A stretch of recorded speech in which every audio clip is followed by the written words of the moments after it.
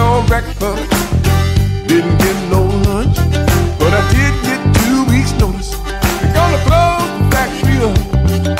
Lord have mercy. And the day ain't even done. Oh yeah. This is Leid Stories. I'm your Trace Leid. And I'm trying to figure out how we... What's happening? That's not my music. Well, we have a program today that I wanted to share with you because it puts a cap on the discussions we've been having on this thing called white supremacy. And we've been trying to define it. And we've had quite a challenge doing that. What is this thing called white supremacy? This thing that we see resurfacing as a topic of discussion in the immediate aftermath of a spate of mass killings in the United States. Well, there's good news. We have a definition. And the definition comes from a program that I did 5 years ago. And I want to share it with you because it is extraordinary because of the information it shares and the perspective it brings to the subject. What exactly is white supremacy? Well, our guest in this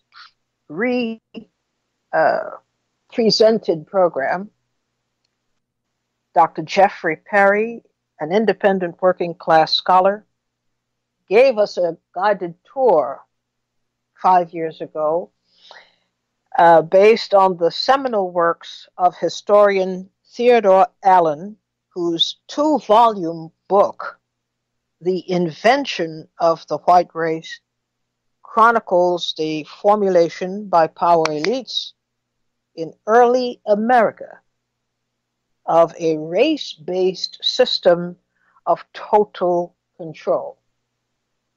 Here's the kicker. It began in the 1600s. And is the basis of what people call democracy, our democracy today. So let's turn to the program. Again, we'll be hearing as our chief guest, the person who wrote the book, Theodore Allen, passed away. But like anybody who does good work, the work survives. And it is imperative that you get to know it because there's so much information here. It's approximately 800 pages and carefully annotated, carefully documented, and double and triple checked.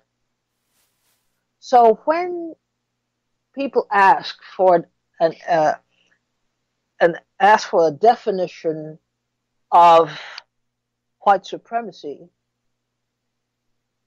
here's an answer, and it's been around for a long time. Let's join Jeffrey Perry in this interview I did with him 5 years ago. I'm your Trace Leid. It is Monday, February the 2nd, 2015.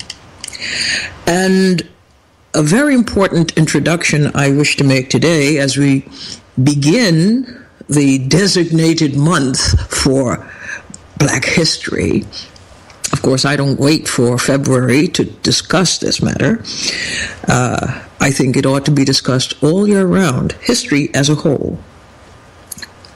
When I was the editor of a newspaper, the City Sun, history was in fact at the center of that paper. It was the heart of the paper. It was the signature of the paper.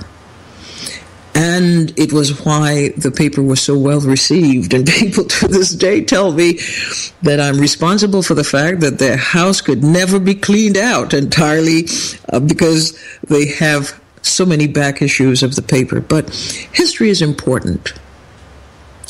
And today's program is, I think, a very important reference point, because when we talk about African American history, black history, we place the onus really on the people who are oppressed to retrieve for themselves the missing pages of their history. But it is a rare thing when we get presented with history from an entirely different point of view. And this point of view comes from whites, radical whites, who have taken the time to research and to document the missing pages of America's history. And in this regard, we are very lucky today to visit the work of Theodore Allen. Theodore Allen, I happen to have met, and I didn't know I actually met him. As a matter of fact, I had met him a couple of times without knowing who he was. Usually he would be at these community meetings where, just we would have these information sessions and discussions at the community level, and he would just be a face in the crowd. And perhaps it was the second or third time that I had seen him that I actually talked with him and found out who he was. But he didn't tell me who he was. Someone told me about him, and that was in Crown Heights, where he lived. He was attending a session that we had in Crown Heights when the community was in turmoil over what appeared to be the firebombing of a black woman's home, allegedly by Hasidic Jews who did not like the idea that she had rebuffed their offers to purchase her property. The crime still remains unsolved. The work of Theodore Allen comes head on with what I consider to be the bedrock of the turmoil in the United States today. And that is this notion, we call it racism, but that really is a very tidy word. It's a very cleaned up word. It's just ascetic. But when you call it what Theodore Allen calls it, which is essentially white supremacy, this notion of whiteness as a tool of control scientifically constructed to maintain racial dominance in the United States. This is quite an eye-opening thing. And the reason we're having this discussion today is that I want to encourage everyone to begin this year, to let this year be the year that you build your library. You have to have a library in your home. And Theodore Allen's work would be one of the essentials in your library. You've got to have these books because they give you an understanding that you won't have otherwise. Because this is seminal work. This is the work that lays out the premise so you understand all the things that come behind it. They then begin to make sense to you. But the way he presents it and the construction of the theory, and you see now the theory being applied, the applied science of it will then make sense to you. We have a great fortune in having as our guide today Dr. Jeffrey Perry. He's an independent working class scholar whose work focuses on the role of white supremacy as a retardant to progressive social change. He has done a great deal of work in this area, but he has actually been the person who preserved and inventoried the Theodore Allen papers. He edited and introduced Allen's Class Struggle and the Origin of Racial Slavery, the Invention of the White Race. I want to repeat that. Class Struggle and the Origin of Racial Slavery, the Invention of the White Race, and has written several introductions and appendices for the new work that has just been published, Allen's 2-volume The Invention of the White Race, which is a compendium I urge you to add or to begin if you haven't yet started your library. This is a good volume of work. These 2 volumes are good to have, and I urge you to get them. We'll talk about them later. Jeff Perry also preserved and inventoried the Hubert H. Harrison papers. We discussed that previously on the program. We also discussed Theodore Allen previously, but today we get to know him more fully. The Hubert Harrison papers are at Columbia University, and he edited a Hubert Harrison Reader and authored Hubert Harrison, The Voice of Harlem Radicalism, 1883 to 1918. What Perry has spent his life doing as an independent scholar is focusing, again, like Theodore Allen, on this issue of white supremacy and the centrality of struggle against white supremacy to progressive social change. It's a long introduction today, Jeff, but it needs to be said. So thank you so much for being with us today. Thank you, Utrice. And it was a wonderful introduction, and I think you have a great grasp of Allen's work and its importance. Well, I want to start with perhaps the boldest thing that was said in a little sentence, and it goes like this. I'm paraphrasing a little bit. In 1916, a year before the Pilgrims landed at Plymouth Harbor, Massachusetts. 1619. In 1619, sorry, thank you. 20 Africans captured by Dutchmen from a Spanish slave ship were sold to colonists at Jamestown, Virginia. There were various classes of English, Scottish, Irish, and other Europeans in Jamestown at the time, but no white people, says historian Theodore Allen.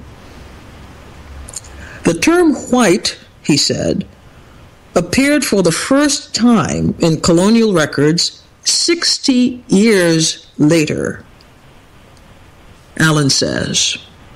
And so the question today that you will take us on this guided tour with, Jeff, is how and why was whiteness created? Why the need for classification based on skin color? And why have racism and white supremacy endured? Thank you. Yes, Allen writes, when he writes that there were no white people in early Virginia, he bases it on 870 calendar years of colonial records. So he spent 25 or 30 years going through all these materials. And, he cites different periods. He'll give quotes, confirming that. And the phrases that appear are Englishmen, Scotsmen, Dutchwoman, but the word white does not appear. But he's not simply saying that the word doesn't appear as a status, but that the white race as we know it was not functioning. And that is the story that he tells in these 2 volumes. He does many, many things, and I want to re-emphasize what you said. Given the importance of matters of class and race in this country, Allen's work is a real foundation for taking a serious, new, and radical approach to how we understand history and how we wage struggle in the future. So basically the story he tells is, and he focuses on Virginia, which is the pattern-setting colony. 7 of the first 12 presidents eventually come from there. But it's where they set up the pattern of racial oppression that develops in this country. And at first, when they start setting up the colony, they quickly turn to capitalist agriculture, and they're producing tobacco. And the principal relations of production, if you will, for the laboring people are either wage earners or tenants at half. They have rights carried over from England. There is no bond servitude, no slavery. And that's when the first Africans come, they're introduced into that society, and there's no indication that they, once they got on shore, were enslaved, right? And what happens... a major qualitative break, a change happens in 1622, which Allen discusses. Now, first off, what's crucial to understand, I think, is England alone, of all the European colonizing powers, was sending surplus laborers there, surplus laborers from England, because England had developed capitalism in agriculture. They had excess poor, and they were shipping them to Virginia, as well as English, Scots. And so, unlike other places in the Americas where the European percentage was relatively small within a short period of time, in Virginia, the primary workforce for most of the 17th century was European, right? And this is very important for what develops later. So what happens, many things happen, but in 1622, in March of 1622, the Powhatan Confederation, the Native Americans in the area of Jamestown rise up. They kick out the government. They burn Jamestown. Excuse me, I'm jumping ahead. They rise up and they attack the colony, and they kill 1/3 of the colonists in one day, and another 1/3 die within a year. And the ruling elite who control the supplies now have the remaining colonists very much at a disadvantage. They're totally dependent on the ruling elite, and the ruling elite imposes a new status of labor on the laboring population, the majority of the laboring population, and it is chattel bond servitude. That chattel, you could be bought and sold. You would serve 3, 4, 5, 6 years, and you could be bought and sold. This was a qualitative break from labor conditions in England and from English labor law. And this is done after 1622. And throughout the 17th century, the majority of laborers who come to Virginia are chattel bond servants. What they call it in Virginia, and you'll see in the records, is custom of the country. Now, many of us have been taught, oh, well, you know, all we hear in our history courses growing up is there were indentured servants and black slaves, right? White indentured servants and black slaves. But the majority of these Europeans were not signing an indenture, which is a contract over there. They were having the chattel bond servitude imposed as the custom of the country here. And there was no established system of racial slavery in the early period. Now, going on with that story, and I just want to call people's attention to two things. One, my webpage, jeffreybperry.net, has all kinds of free information on this. And two, the historian Lerone Bennett Jr., who people may be familiar with, he was senior editor of Ebony, writes Before the Mayflower, a number of very important books. But his book, The Shaping of Black America, discusses what Allen discusses also in great depth and detail. But basically the picture they draw is for the laboring people in Virginia, the conditions for the European Americans and Afro-Americans, conditions were very similar. I mean, they were very oppressive, and people didn't live long. As Bennett phrases it, it was no Garden of Eden, right? And the bond servitude, and there are many aspects of the bond servitude, the male supremacist aspects, which Allen gets into in great depth, but I want to move ahead right now on the key aspects of this first story. So after 1622, conditions continue to deteriorate for the laboring population, and between 1660 and 1676, there are 10 laboring class and bond servant revolts in Virginia. And so social control is a major issue for the ruling elite, because this ruling elite like the ruling elites every place, has a twofold task, or at least under capitalism, right? They want to make profit, and they have to maintain social control. Twofold task. So they're having great difficulty maintaining social control. And this culminates in 1676, 1677 in a struggle called Bacon's Rebellion. Many aspects of that struggle, but I want to focus on the latter stages of that struggle, the Civil War stages, when the people at the bottom of society, the European Americans and African Americans, fight hand in hand, demanding their freedom from bondage. Now, there's one account that Allen likes to cite. It's from a captain named Thomas Grantham, and this will just reinforce a couple of the points I've made. But Grantham, who was sent to put down the insurrection, writes, and this is a major account, he writes, "I there met 400 English and Negroes in arms. They were much dissatisfied at the surrender of West Point, saying I had betrayed them, and thereupon some were for shooting me, and others were for cutting me in pieces." He lies then, and he says, I told them I would willingly surrender myself till they were satisfied, and did engage them, that they were all pardoned and freed from their slavery. Then, in the final stages, after I had persuaded them to go home, there still remained 80 Negroes and 20 English which would not deliver their arms. So, in that document right there, you see that the Europeans are not, they're not being called white, right? They're not acting as whites. They're showing great solidarity with the Afro-Americans, and they're fighting together, demanding their freedom from bondage. Now, these social, and as I mentioned, there have been 10 previous insurrections or bondservant revolts. So the ruling elite sought to devise a means of social control. And to get to the nub of this story, what Allen argues, and again, I want to point out that his 2-volume work is The Invention of the White Race. I hope we get a chance to talk why he's focusing on this later. And Volume 1 is Racial Oppression and Social Control. So you see these key concepts that he's focusing on.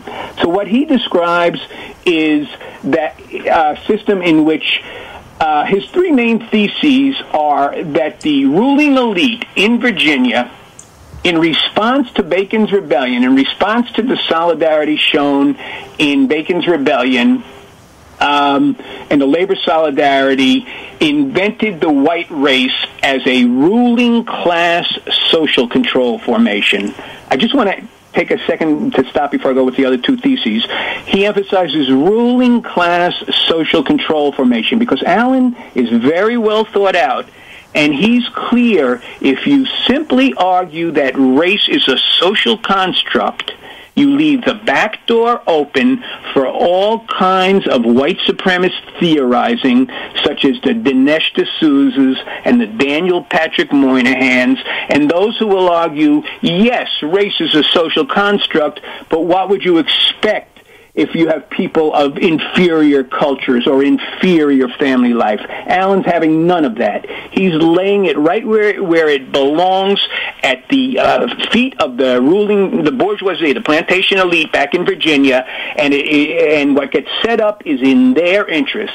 He goes on to argue how they develop their system of social control is by instituting a system of white race privileges, and he goes through the lists and the laws that get passed, and he describes the privileges, and then he makes the crucial and important point that the racial privileges that are getting extended to the Europeans and being propagandized in the means of the day, they're put on the church doors and their courthouse doors, and they're read every Sunday, and they're propagandized, but he makes the very crucial point, and this is what truly distinguishes Allen's work from so much that's out there.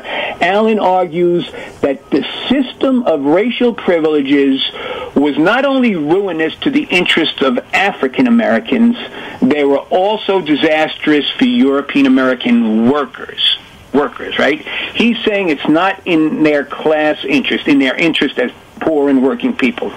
Now, what Allen is doing, just to put this in a little of more context, he is challenging what I would argue and what he argued are the two main ideological props of white supremacy amongst European American workers. European American workers may want to wage the good struggle. They may, and I come out of the labor movement, by the way. I'm 30 plus years actively in the labor movement and still active as a retiree. And the two main ideological props that Allen is challenging are, one, the notion that racism is innate, that white supremacism is innate.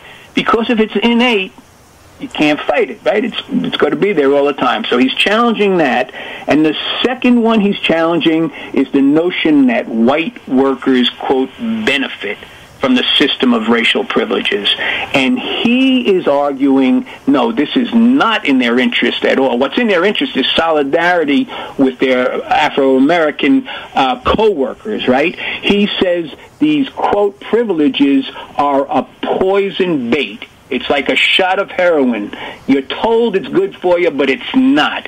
And he takes and deepens one of the major slogans of the labor movement, and laboring people who've been through struggle know the importance of sticking together, just as civil rights activists knew the importance of, sticking together when you're facing the barking dogs and the attacks, as you're protesting.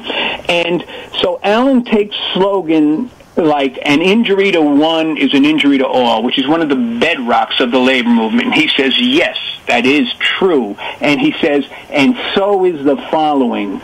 Solidarity forever means privileges never. Have to challenge the system of white privileges throughout. So as Allen tells the story, and he does it in great detail, I want to mention these books are 800 pages, 35 pages, these two volumes, 35% are footnotes and appendices.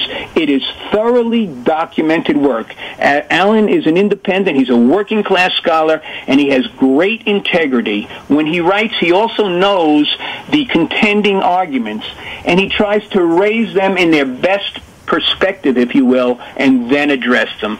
So it's very rich material. We have videos and audios. One of the videos that was done after his book came out just passed 40,000 yesterday, 2 days ago on YouTube, 4 days ago actually. But people might want to look at it because that helps introduce you to his work. Another thing that he talks about, though, is as they develop the white race, there's the corollary. It's not just extending the privileges to the European Americans, but it's intensifying the oppression on the African Americans. So it's the extending of servitude to lifetime hereditary bond servitude. But then there's even more. They go after the free African Americans, and there were African Americans in the 17th century, as Allen and Bennett and others point out, if they were free, had certain rights. They could vote. They could own land. They could own other people, at the time, and they did. Some did, right? But in the 1720s, they passed new laws which take all these rights away from, quote, free Negroes. And when the governor of Virginia is asked to explain back to the powers that be in England, they don't even understand. They say, well, if these people, own property, why can't they vote, And he says, we did it to fix a perpetual brand on free Negroes and mulattoes. So it's a kind of a conscious effort. And Allen argues that the oppression of black people, this racial oppression of black people, is a corollary of the white identity that they're trying to develop, right? So they're tied together, these two concepts.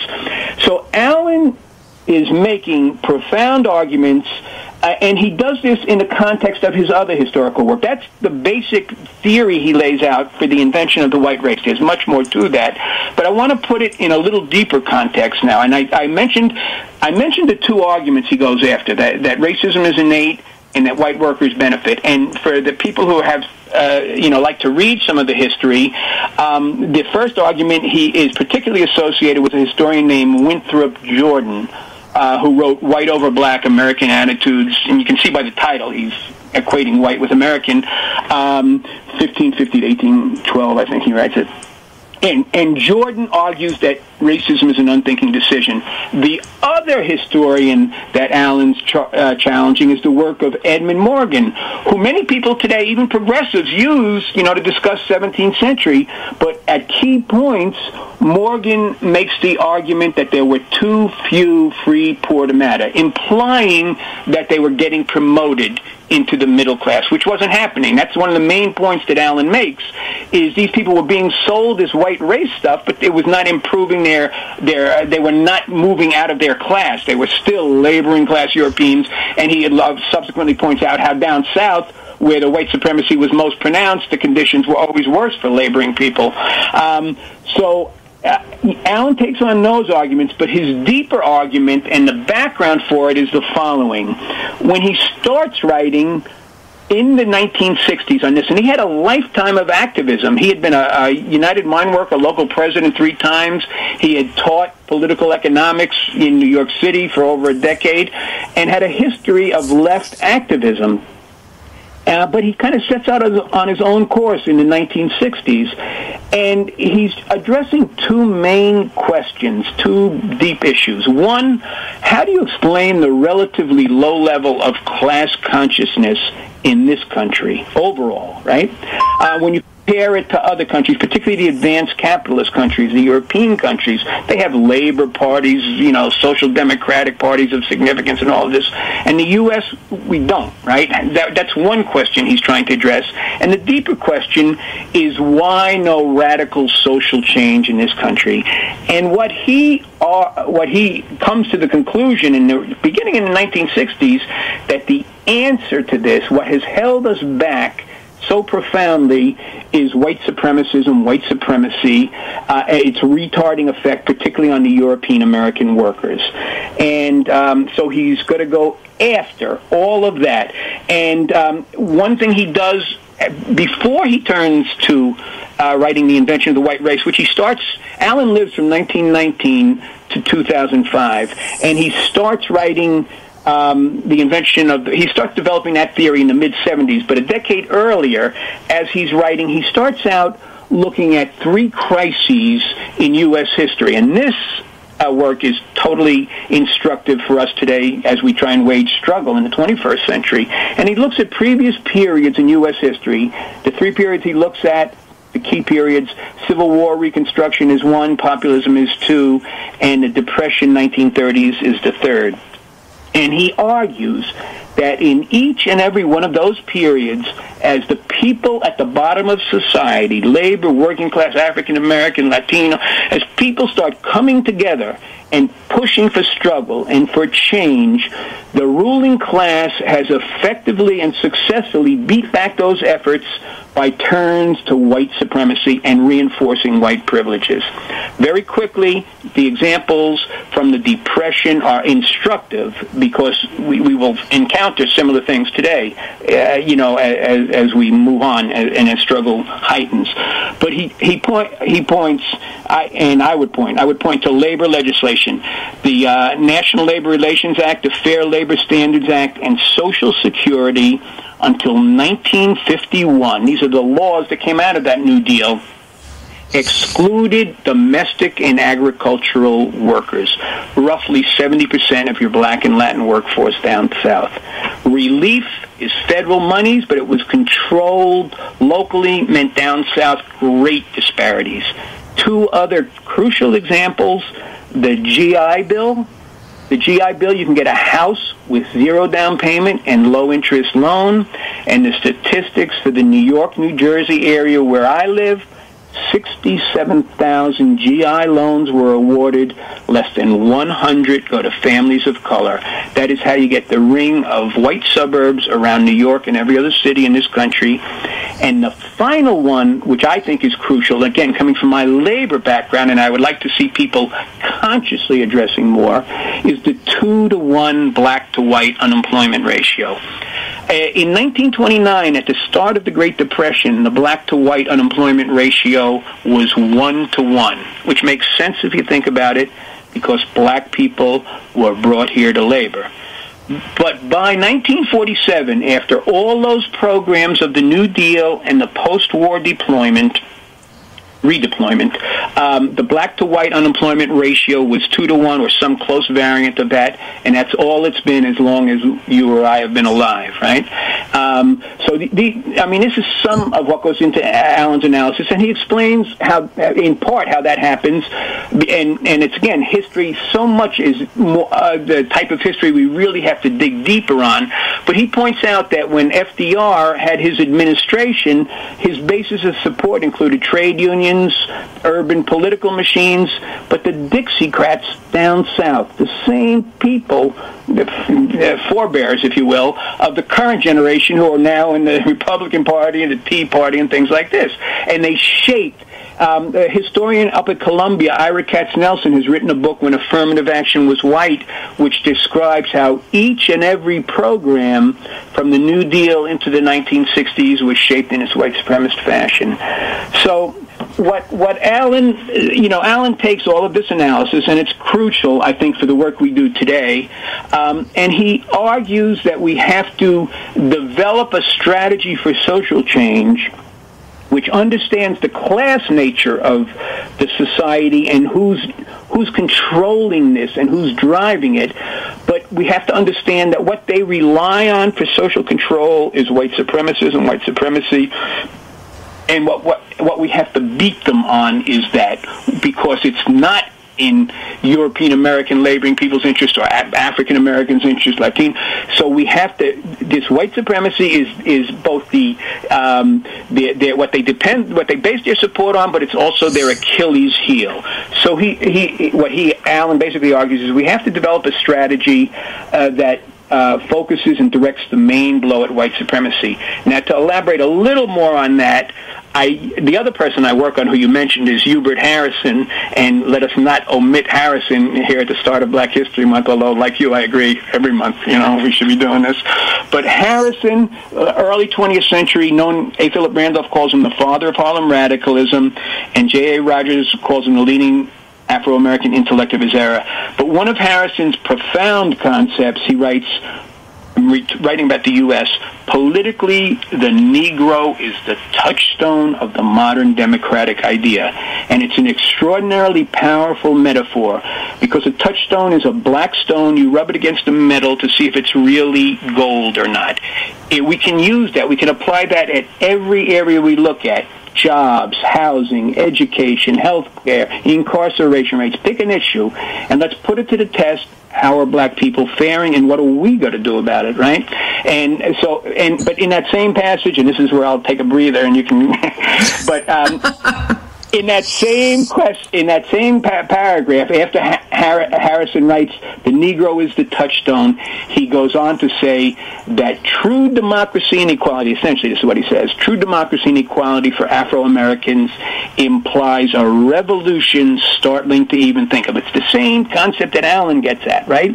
And by that, I think Harrison, this is back in 1911, he's foreshadowing 1960s when the civil rights black liberation struggle is a catalyst for social change in all areas. The anti-war movement, the student movement, the women's movement, gay and lesbian rights, etc., etc. And it's a catalyst because the struggle is just, the cause is just, but also because it hits so directly at how the ruling class maintains social control. So I think there's a great deal to learn from Allen's work and Harrison's work. That's why I spend a lot of time on them. I want to mention to people on my webpage, again, which is my name, jeffreybperry.net, you'll find all kinds of free information on Harrison and Allen's work, but in the top corner on the left is an article which pulls some of this together, what I'm talking about. It's entitled The Developing Conjuncture, and some insights from Hubert Harrison and Theodore W. Allen on the centrality of the struggle against white supremacy. Well, great foray into the subject so far, Jeff, but I want to ask about this. Sure. You're clear, and as was Theodore Allen, as was Hubert Harrison, about the problem and the genesis of the problem. Here's the issue now. White supremacy has also invaded the people who you are looking to, or who are being looked to be part of the vanguard of the movement against it. The left is riddled with white supremacy.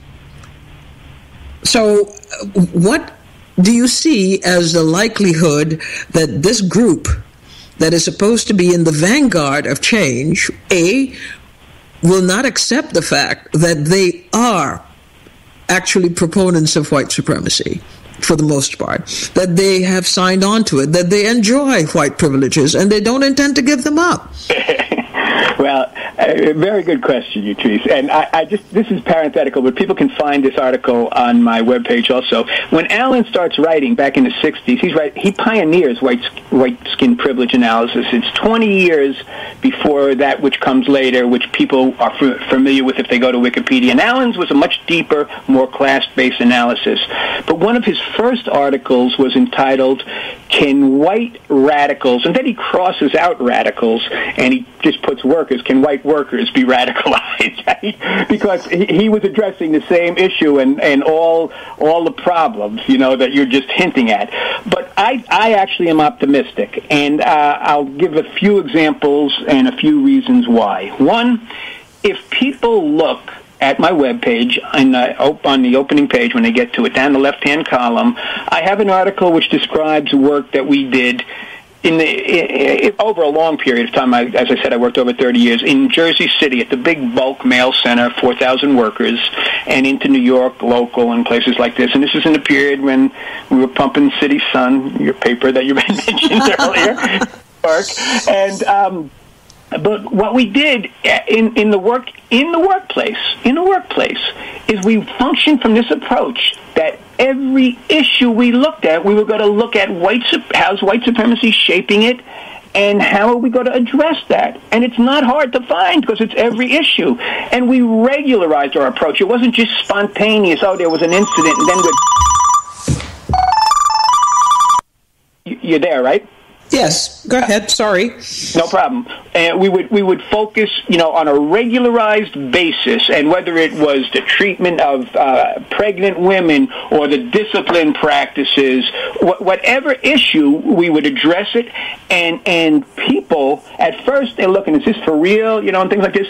But as we did it, and we steady, and we showed them that we were not going to defend race privileges, right? We were going to challenge them and say, no, it's more important we stick together. We're not going to, because the bosses constantly try and play that favoritism, as people who've worked know, right? And so we developed that work, and at one high point around, I guess it was around 86, when the anti-apartheid movement was really pretty big in the U.S., in Jersey City, which is similar to parts of Brooklyn that you're probably familiar with from when you were editing and what you were just kind of talking about, Jersey City, Bayonne, places like this, we had a workforce of 4,000 workers, probably 70% or more European Americans, but we had 3,000 out of 4,000 workers in that workplace wearing anti-apartheid buttons for the first time in their life. These are just some indications, but there were many other struggles we waged too. But having attempted to put these arguments into practice, I believe it can be done, but people, this is the most powerful country in the world, and the ruling elite dominates the media. They dominate a lot of the ideology we're taught in the universities and nonprofits and this and that, right? We're flooded with it, and sound bites and all of this. And I think what we have to do is we have to wage struggle, and we have to wage struggle in hosts of areas, whether it be housing, jobs campaigns, ending the wars and using that money for what we need, those jobs, the education, all of this. But everything pointing out the white supremacist aspect of it. What we have to build has to be based on that understanding as a priority. It's not like what you mentioned again before, but there are some left groups, and I have friends in many of these groups, but when they have their laundry list of demands, number 7 might be, oh yeah, we're against racism or something like that. What I'm saying, what Allen was saying, is it's central. It is how they maintain control in this country, how the ruling class maintains control, and we have to take them on that. Now, another thing that I think is very important is what Allen does. So again, in the political work, we got to go after the gap. I mean, the gap between rich and poor is at record proportions, and there's been much in the media recently on this.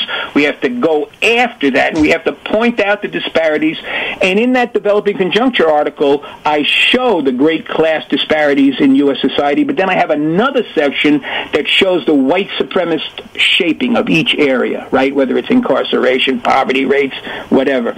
And so we have to go after that. We have to deal with jobs, taxing, housing, education, healthcare, gerrymandering. There's no end. The foreign policy, the war foreign policy, these, quote, wars on terrorism. But we also have to, on the ideological front, and that's why I so appreciate how you're opening this month, with this work from Allen, we have to go after white supremacy ideologically, historically, so in practice, but historically in ideology. And just to take it a little further, what Allen is arguing, in case people have not really fully grasped what I'm saying today, is that the white race was invented as a ruling class social control formation. It is not genetic. He says it is the principal historic guarantor of ruling class domination in this country. He says it's an all-class formation, but because the European American laborers buy into it, if you will, it is the principal form of class collaboration in the U.S. Class collaboration is, again, from workers who've been in struggles and stuff, workers got to stick together. And when somebody starts siding with the boss, either up front or on the side or whatever, that's class collaboration. That's a betrayal of your coworkers. So Allen's arguing that the white race is the principal form of class collaboration, and he takes it to the point, and this is, again, and he writes this both in that book and in other things, and I cite quotes, but Allen argues there is nothing positive in white identity. Nothing, right? And he says, so he's trying to get European American workers to break from this white race social control formation, break from it in practice, break from it in theory. But at the same time, it has been so successful as an applied science. This social construct has been so carefully put together and has been so successful in maintaining the controlling class over the controlled class. And it has been so well done, and all of its elements carefully, put together, that it actually has also been exported. So we have not only the problem here in the United States, we have its various versions all over the world. Yeah. Now, how do you deal with that? Well, I'm focusing primarily right here, although, we could talk a little more about broad. But again, what I'm saying is I think we have to go after it in practice, and we have to go after it ideologically. And I think we have to get this information out. We have to because people, even progressives, if you will, people who are in the struggle, I mean, I will go and I will look and I'll see people arguing that all white people benefit from white privileges. The gap between rich and poor, not that European Americans don't get more than African Americans. I'm not saying that at all. But it's a poison bait. The gap between rich and poor is at record proportions. The ruling elite in this country is the most powerful in the history of the world. It is not surprising that they dominate the media, that they influence worldwide. But I think what we have to do is we have to counter in our struggles here, in our ideological work, in our ties, our international ties. One thing, this is one little minor example, but and I very much understand what you're talking about in terms of how they export it. And I recently I was talking with Cynthia McKinney, who's doing work on Venezuela and had the effect white supremacy has had, or they've tried to use it down there. But one thing I think we want to pay attention to, aside from all these other issues, is the census. And you're probably familiar with the fact that in the U.S. Census, the Hispanic, quote, Hispanics are allowed to choose their race, right? And the statistics that are that are coming forth are that there was an increase in Hispanics identifying as white of 3%, I think it was, between 2000 and 2010, and even more. There are all these pressures, as there have been historically for the past few centuries, for groups coming to the U.S. to, quote, become white, to identify. We've got to challenge that, but there's a good basis for opposition also amongst those people who are coming from countries where historically they haven't had the racial structure that we've had in the U.S. That's one of the points when I write about Harrison. I talk about Harrison comes from the from St. Croix, but it's very similar to Barbados, Jamaica, and the Anglo-Caribbean in general. And in St. Croix, it wasn't the virulent, not that it was a Garden of Eden again, but it's not the vicious, virulent white supremacy that is developed in the U.S. And I go into great depth in discussing it in both the Harrison book and in some of these articles. And Harrison talks about it. When he comes to the U.S., he's shocked by what he encounters in the U.S. Lynching, the vicious white supremacy. Claude McKay comes from Jamaica, and he says, I never encountered such a bitter racial hatred. So, and I know you know from friends and experiences, people coming from elsewhere in the world are still shocked by what they encounter here. But that's a basis to work with, because there's some people who haven't been so deeply ingrained with this and are willing to struggle against it, as was the case with those early Afro-Caribbean immigrants of Harrison's generation. I think if we can wage our struggles, particularly if we stop waging all these wars, we stop supporting all of this, I think we can make progress. I just think we have to understand that white supremacy is also central to what's going on in the Mideast, to what goes on in Africa, to their policies. And we have to like these. Oh my, you got them spicy something? Sorry, yes. Hello? I'm listening. Yeah, that's it. I don't know if I think this is the direction we have to go. I think it's important that we start building the struggle here, because this is where we can contribute. We can probably be most effective in our contributions, and we support and work with those who are struggling worldwide.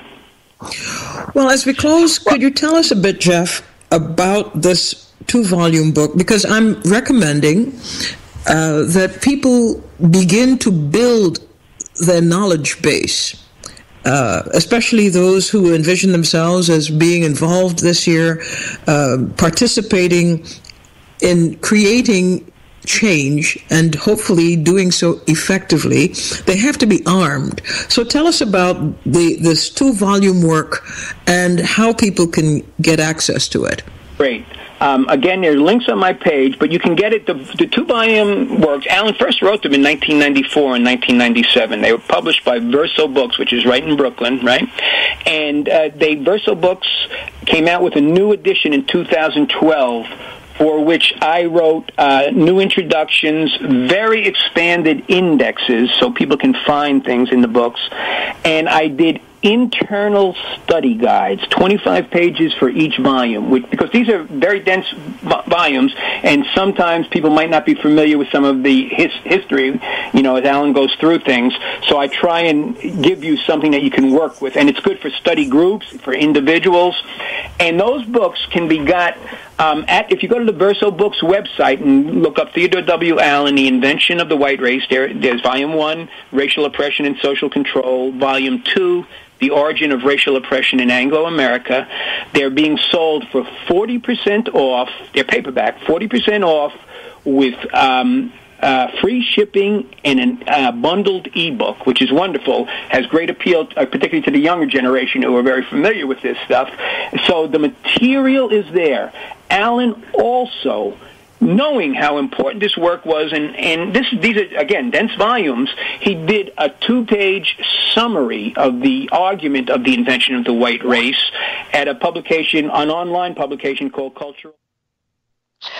Well, that brought to an end our conversation between this incredible historian. We have Jeff, I'm blocking on his last name. Why am I doing that? Jeff Perry, of course. I think you get a sense from our discussion 5 years ago that what people think is white supremacy, based on the discussions we've had and things that we've been bandying around, and what people like Hubert Harrison and others, including and especially because we focused on him particularly today in this discussion, what we mean by I'm losing my page here.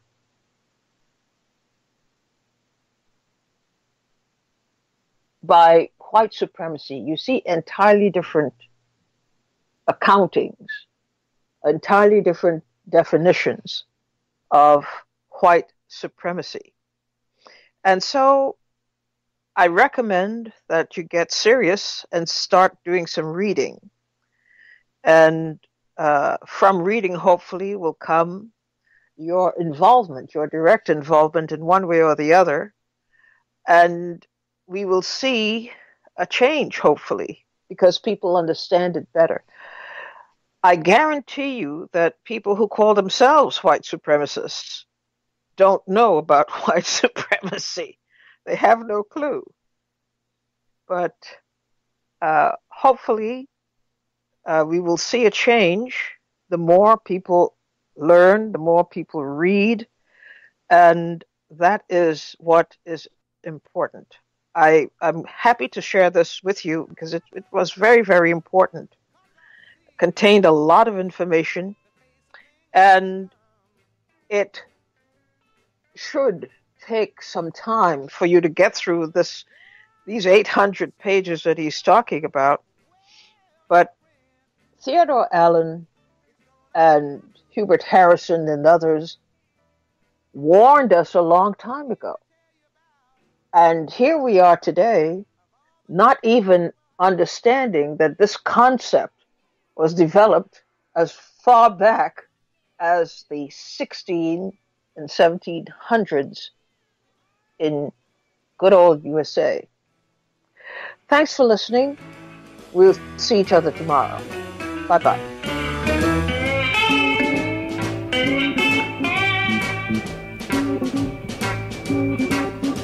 Some folks are